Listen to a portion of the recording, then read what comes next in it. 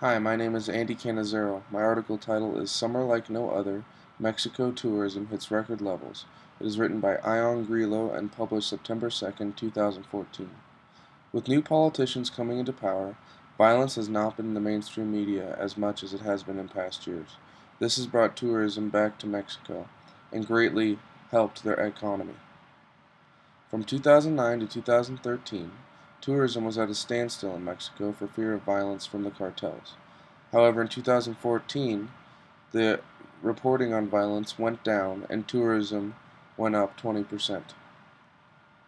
With this increase in tourism, employment at hotels and resorts increased drastically from where they were just a year ago. People from Mexico are being helped by the increase of tourism.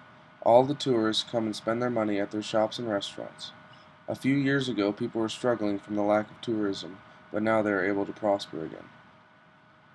The reason for this rise in tourism is because of Mexico's new president, Peña Nieto.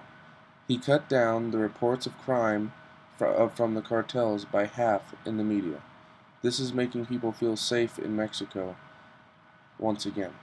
However, abductions were at an all-time high last year. In the future, I think that tourism will continue to grow as long as people continue to think that the violence is falling. They will continue to flock back to Mexico.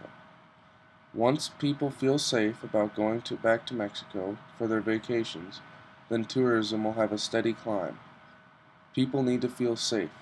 They're not any safer on the resorts than they would have been 3 years ago, but the feeling of safety that they are given by not hearing of the cartels is increasing the amount of tourism back into the resorts of Mexico.